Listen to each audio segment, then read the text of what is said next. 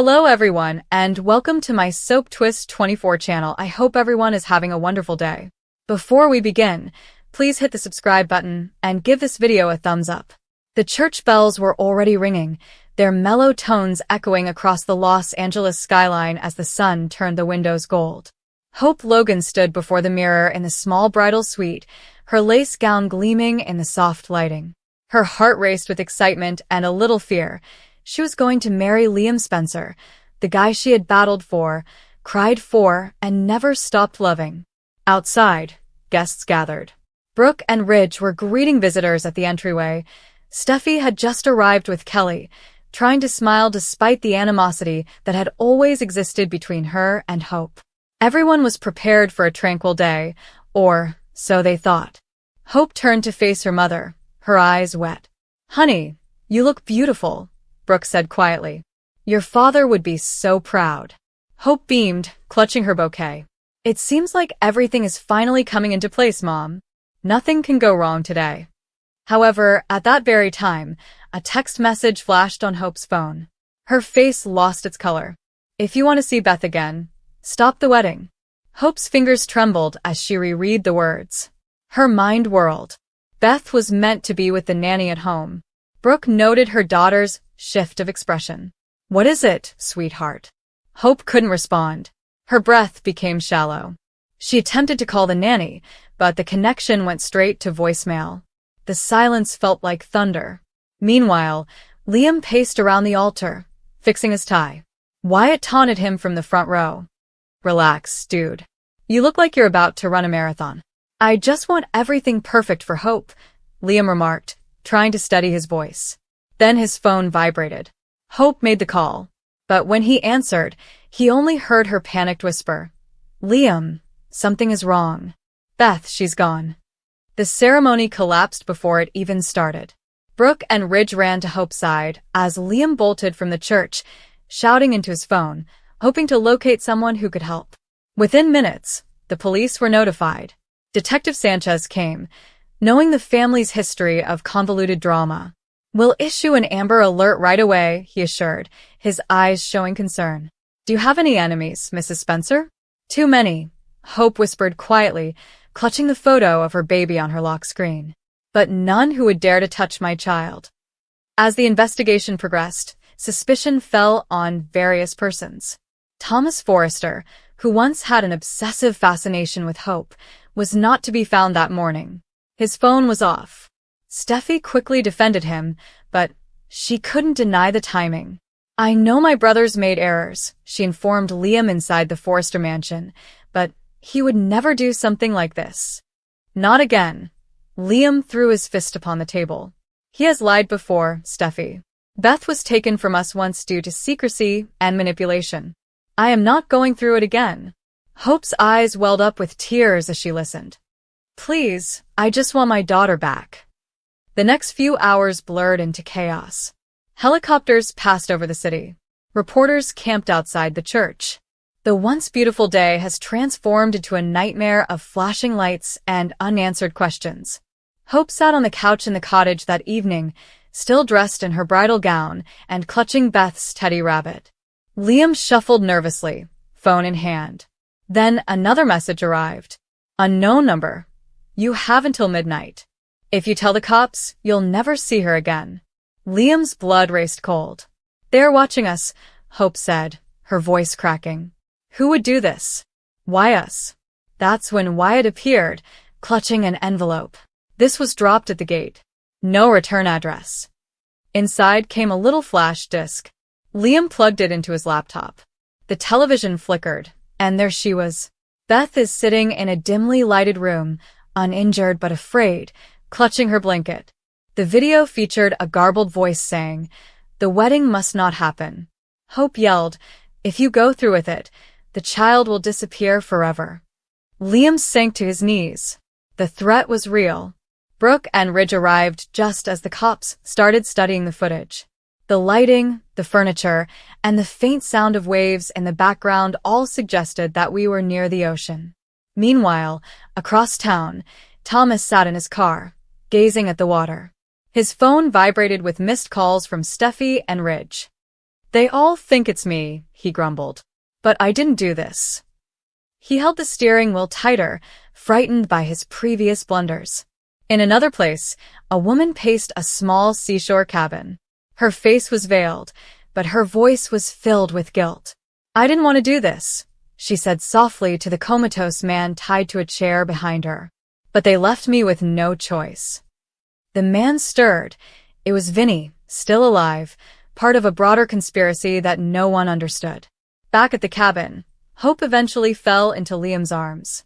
I cannot lose her again, Liam. I can't. Liam kissed her forehead. We will not. I vow I'll bring her home. By dawn, Liam had tracked down the sound in the video to a section of the California coastline where the cliffs met the sea. He went there with Wyatt and Bill despite police orders to stay back. They spotted wool tracks in the sand. A van has been parked there recently. Hope's heart pumped through the phone when Liam texted her a picture. She's close, he stated. Suddenly, Thomas came on the ridge. Liam, he yelled. I receive your message. I believe I know who stole her. Bill grabbed him by his collar. You better start talking, kid, before I lose my patience. Thomas yelled. They used to work for Vinny. She blamed you for his death. She claimed you shattered her life. Her name is Claire. Bill's gaze furrowed. Claire, Vincent's sister? Thomas nodded. She's been following Hope for weeks. The realization struck like lightning.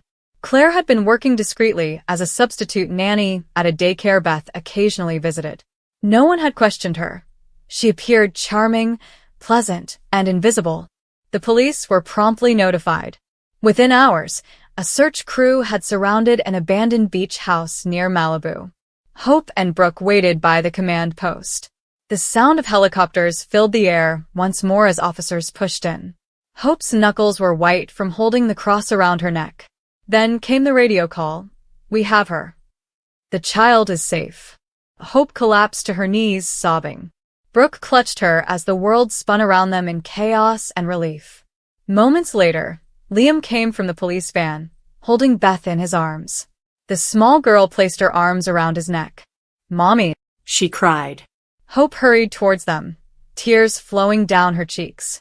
Oh, my baby. I thought I had lost you. Beth smiled softly. The lady said you were too busy getting married. Hope's heart was broken by the remarks. Never, sweetheart. You come first. Claire was brought away in handcuffs, cursing beneath her breath. You've damaged my family. Now you know what it feels like. Liam wanted to confront her and ask why, but Hope stopped him. She isn't worth it. We got Beth back. That's all that matters. Hours later, as morning broke over the Pacific, the small family sat quietly in the cabin, wrapped in blankets. Beth slept between them, holding her rabbit. I can't believe she's safe, Hope murmured. I thought our story was over before it even started. Liam smiled slightly. Maybe it was just a new beginning. But the world they lived in was never peaceful for long. As they prepared to return home, Liam's phone buzzed one last time. Unknown number. You rescued one youngster. But it's not over. Liam's eyes clouded. Hope froze.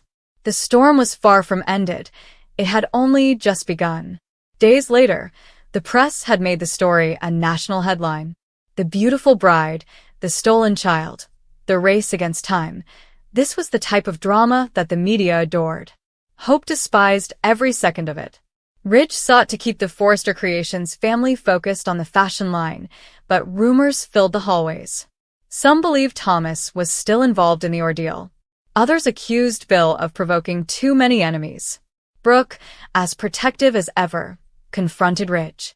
Your son's history still haunts my daughter. When does it end? Ridge's voice tightened. Do you think I like this? Thomas has changed. Stop making him the villain whenever something happens. Meanwhile, Hope withdrew from work totally, focused solely on Beth. She couldn't bear leaving her alone for even a second. Every noise at night made her flinch. Liam, although relieved, was also troubled. He couldn't get over the last message. Someone else was still out there, someone with unfinished business. He began investigating quietly, reviewing security footage and contacting private investigators. Bill told him, you start digging, You might find something you wish you hadn't. I don't care, Liam responded. Whoever's behind this, I'm ending it. One night, while putting Beth to bed, Hope discovered something in the child's pocket, a little seashell painted with unusual initials, VC. Her stomach sank. She rushed to Liam. Look at this, Liam. Beth said the woman gave it to her, saying it signified, victory comes. But Liam knew better. Vinny and Claire, he mumbled. They planned this together. Later that night, while the storm rumbled outside, a car parked across from the cottage. Inside, a figure sat looking through binoculars. A photo of Hope, rather than Beth, was shown on the dashboard. The following morning, Liam awoke to an open door and the faint sound of waves.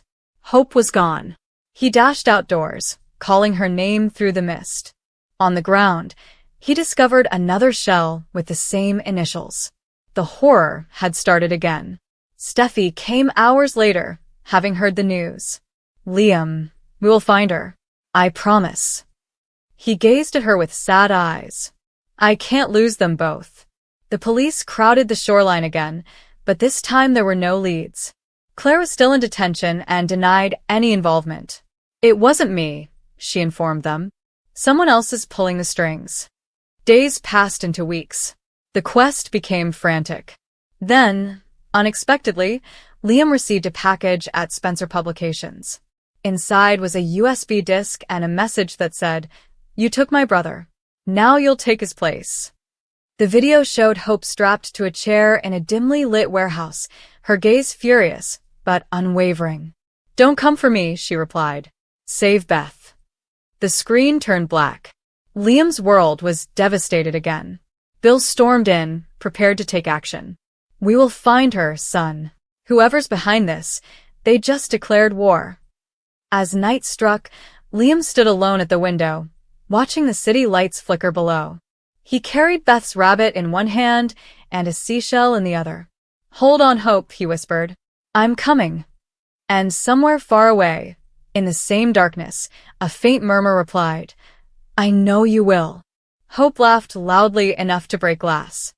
"Liam's probably pacing the vestibule right now, convinced I've bolted." Beth faked a smile. She'd seen Liam 10 minutes earlier through the cracked door, tugging on his tie and talking to the best man about his missing cufflinks. Beth discovered them yesterday, tucked inside the pocket of his tuxedo jacket, where he habitually forgot things. She'd slipped them back without saying anything. A knock. The wedding organizer held the clipboard like a shield. 5 minutes, ladies." Hope yelled, a sound Beth hadn't heard since high school. Beth's stomach flipped. As she reached for the bouquet of white ranunculus and eucalyptus, her phone buzzed against her hip. Unknown number. She ignored it. Another buzz. Then another. Hope was already at the door. "Come on, Beth. It's time." Beth looked at the screen. 3 messages, all the same. Basement. Now. Or, the groom does not make it to the altar. Her pulse pounded so hard, she could feel it in her teeth. She deleted the texts, but the words remained burning behind her eyelids. "I forgot something," she said with a thin voice. "In the car." 2 seconds. Hope frowned. "We don't have, please." Beth was already moving, leaving the bouquet on the vanity. She snuck into the corridor, her heels clicking too loudly against the marble. The church was a maze of passageways she knew well. She had grown up here, sang in the choir, and hidden in the bell tower to read prohibited books. She descended the service stairs, past the kitchen, where caterers shouted over clattering pans, and past the bride's room mirror, which now just showed Hope's troubled expression. The basement door was meant to be locked. It was not. Cold air rushed up, bearing the odor of damp stone and old hymn books. Beth descended. The stairs creaked like accusations. At the bottom, a single bulb hung from a cable, casting shadows across crates of Christmas pageant clothes. A man waited in the darkness. Neither tall nor short. Jeans, hoodie, and surgical mask. The type of anonymous that made your skin crawl because it could have been anyone. "Beth," he whispered, his voice muffled but familiar enough to send shivers down her spine. "You came." She paused 3 steps above him, her fingers on the railing. Let me guess. You are here to ruin the wedding, he said, tilting his head. Only if you make me. He pulled a snapshot from his pocket of Liam and Hope at last year's Christmas party, arms around each other, smiling. Someone had drawn a red X on Liam's face. Beth's knees buckled, but she locked them. What do you want? Go out the side exit. Get into the van. No screams. No texts. Alternatively, you can report this to the police. And to Hope. He flipped the photograph. Ask Liam about Sarah was written in block letters on the back, and Beth recognized the name. Everybody did. Sarah was Liam's college girlfriend who went missing during his junior year. The case became cold. Beth had known Liam for 8 years, yet he had never mentioned her. The man extended his hand. The clock is ticking. Beth gazed up the stairs. She could still hear the faint buzz of the organ and the murmur of people settling into pews. Hope would be waiting at the rear of the aisle, gripping her father's arm and wondering where her maid of honor had gone. She took the final step down. The van was white and unmarked, parked in the alley behind the church. The side door yawned open, like a maw. Beth climbed inside. The man followed, sliding the door closed with a finality that resonated in her bones. Inside, the windows were painted black. A single dome light flickered. Duct tape, zip ties, and a bottle of water. The man sat opposite her, his knees practically brushing hers. Seatbelt, he said. She did it. The van lurched forwards. Beth's mind raced, documenting facts like she did while planning a wedding, exit routes, guest counts, backup plans. The driver was another shadow. No plates are visible. The divider between cab and cargo was substantial. Where do we go? She asked. Somewhere quiet. That's not an answer. He shrugged. You'll know when we get there. The vehicle swung left into the main road. Beth caught a glance through the glass of St. Mary's steeple faded into the distance, white against a dishwater-colored sky. She remembered Hope's face as the music began, and the doors opened to reveal an empty aisle. Her phone vibrated again. She reached for it automatically. The man grabbed it, turned it off, and dropped it into a Faraday pouch. There are no calls. No tracking. Beth's mouth dried up. People will realize I'm gone. They'll think you've developed cold feet. Or intoxicated. Or both. He leaned forward. Beth, you're the reliable one. The planner. The one who fixes things. They'll assume you're fixing something. She despised that he was correct. The drive lasted 43 minutes, according to the analog watch Hope gave her for Christmas last year. They left the city, drove down a country road surrounded by corn stubble, and turned onto gravel, which rocked the van's frame. Finally, the brakes screamed. The engine died. The man opened the door. Cold air hit her face. They were at an abandoned farmhouse, with a crumbling porch and boarded-up windows. Teenagers dared each other to investigate the spot before someone contracted tetanus. He zip-tied her wrists, not so tight as to cut off circulation, but enough to remind her who held the power. Then he marched her in. The kitchen smelled of dampness and mouse droppings. A lone chair sat in the middle of the room, beneath a dangling lamp. He sat her down, looped the rope around her ankles, and fastened it to the chair legs. Beth tried to give. None. He took a step back and pulled down the mask. She recognized the face. Not well, but sufficient. Tom. Liam's cousin. The one that showed up intoxicated at family reunions, spoke inappropriate jokes, and borrowed money he never gave back. Tom, she answered. What the hell? He shivered at his name, as if it was burning. You weren't supposed to see me. So why show me now? Because you need to understand. He paced, his boots scuffing the linoleum, which was curling at the corners. Liam killed her. Sarah. I have proof. Beth's gut clenched. You're insane. Am I? He took a flash drive from his pocket and held it between his thumb and forefinger. Emails. Photos. A video. He thought he had deleted everything. I was better at computers than he gave me credit for. Beth looked at the drive. If you have proof, go to the police. Tom laughed bitterly. And allow him to marry Hope? Live happily ever after while Sarah decomposes? He stopped pacing and crouched so they were eye level. I want him to confess. Publicly. Today. Before he says, I do. That's not how this works. It is now. He stood up straight and checked his watch. The wedding started 20 minutes ago. Hope is probably crying in the bride's room. Liam is sweating through his tuxedo. Perfect. He took out a burner phone and dialed. Beth strained to hear. Yes, it's me. She's here. Tell him the deal is the same. Confession on camera, posted to the church's Facebook page, or Beth will not return. Pause. He has 1 hour. He hung up the phone and pocketed it. Beth's head whirled. Liam won't confess to something he didn't do. Tom's smile was wan. Then you'll die. He left her alone with the bulb and mice. Time expanded. She counted heartbeats, ceiling cracks, and the number of times the light bulb flickered. 17 in 5 minutes. She imagined Hope walking down the aisle alone, veil trembling.